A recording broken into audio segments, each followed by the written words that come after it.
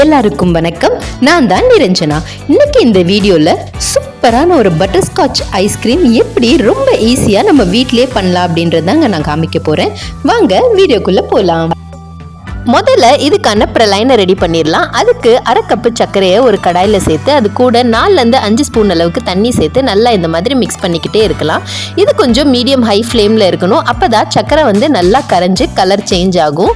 பிரலைன்னா வேற ஒன்றும் இல்லைங்க, நம்ம பட்டர்ஸ்காட்ச் ஐஸ்கிரீம் சாப்பிடும்போது கிரன்ச்சியா இனிப்பா நட்ஸோட இருக்குமே அது தாங்க பிரலைன். சக்கரை இந்த மாதிரி கரைஞ்சி வந்ததுக்கப்புறம் அது கலர் சேஞ்ச் ஆனதுக்கப்புறம் இதில் நான் 3/4 கப் அளவுக்கு நட்ஸ் சேர்த்துருக்கேன். இதில் பார்த்தீங்கன்னா வேர்க்கடலை, முந்திரி, பாதாம் எல்லாமே மிக்ஸ் பண்ணி சேர்த்துருக்கேன். எனக்கு நட்ஸ் கொஞ்சம் நிறையா இருந்தால் ரொம்பவே பிடிக்கும், அதனால கொஞ்சம் எக்ஸ்ட்ராவே போட்டிருக்கேன். எல்லாத்தையுமே மிக்ஸ் பண்ணி இந்த மாதிரி ஒரு தட்டில் மாற்றிக்கலாம். தட்டில் நான் ஆல்ரெடி நெய் தடவி வச்சுருக்கேன். அப்போ தான் நம்ம அதை எடுக்கும்போது ஒட்டாமல் வரும்.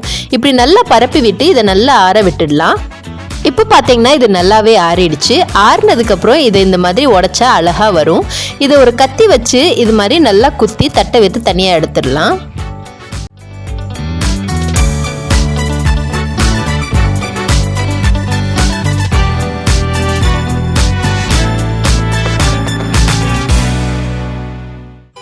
இது எல்லாத்தையுமே இந்த மாதிரி ஒரு மிக்ஸி ஜாரில் சேர்த்துக்கிறேன். இதை ரொம்ப நம்ம பவுடராக அரைக்கக்கூடாது. ஏன்னா ஐஸ்கிரீம் சாப்பிடும்போது நம்ம வாயில் அந்த நட்ஸும் அந்த க்ரன்ச்சியான அந்த கேரமலும் நமக்கு கிடைக்கணும். அதனால இந்த மாதிரி கோர்ஸாக அரைச்சிக்கிட்டாச்சு. அடுத்ததாக 2 கப் அளவுக்கு விப்பிங் க்ரீம் இந்த மாதிரி ஒரு பவுலில் சேர்த்துக்கிட்டாச்சு. விப்பிங் க்ரீம் இல்லாமல் செய்யணும் அப்படின்னா கொஞ்சம் கஷ்டம் தான். விப்பிங் க்ரீம் வச்சு செஞ்சோம் அப்படின்னா தான் ரொம்பவே பர்ஃபெக்டாக வரும்.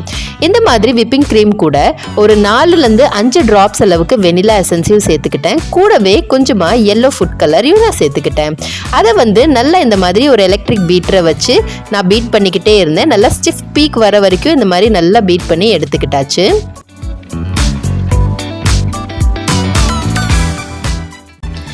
இப்போ நம்ம ரெடி பண்ணி வச்சிருக்கிற பிரலைனை இதில் போட்டு நல்லா மிக்ஸ் பண்ணிக்கலாம்.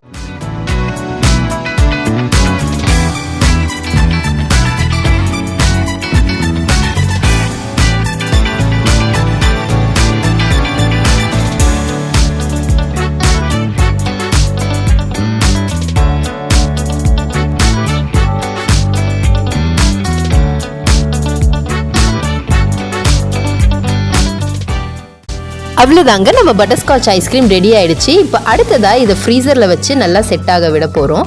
அதுக்கு நான் இந்த மாதிரி ஒரு பவுலில் மாற்றிக்கிட்டேன். ஐஸ்கிரீம் நல்லா செட் ஆக வைக்கிறதுக்கு கிளாஸோ இல்லை பிளாஸ்டிக் கண்டெய்னரோ அந்த மாதிரி நமக்கு எதுவுமே தேவை கிடையாது. வீட்டிலேயே இருக்கிற ஒரு ஸ்டீல் பாத்திரம், நல்ல மூடியோடு இருக்கிற ஸ்டீல் பாத்திரம் இருந்தாலே போதும். பிரலைனை கொஞ்சம் நல்லா மேலே தூவி விட்டு பாத்திரத்தோட மூடி வச்சு நல்லா டைட்டாக மூடி இதை ஃப்ரீசரில் ஒரு 8 மணி நேரம் ஆக விட்டுடலாம். இப்போ பார்த்தீங்கன்னா சூப்பரான பட்டர்ஸ்காட்ச் ஐஸ்கிரீம் வீட்டிலேயே பிரமாதமாக ரெடி ஆயிடுச்சு. இதுலேருந்து ஐஸ்கிரீமை ஸ்கூப் பண்ணி எடுக்கிறதுக்கு இந்த மாதிரி ஒரு குழிக்கரண்டியை நல்லா ஈரம் பண்ணி எடுத்துக்கிட்டாலே போதும். உங்களுக்கு என்னோட வீடியோஸ் பிடிச்சிருந்தது அப்படின்னா என் வீடியோஸை லைக் பண்ணுங்கள், என் சேனலுக்கு சப்ஸ்கிரைப் பண்ணுங்கள், உங்கள் சஜஷன்ஸை கமெண்ட்ஸில் போடுங்க. இன்னொரு இன்ட்ரெஸ்டிங்கான வீடியோவில் நான் மறுபடியும் மீட் பண்ணுறேன். பாய்.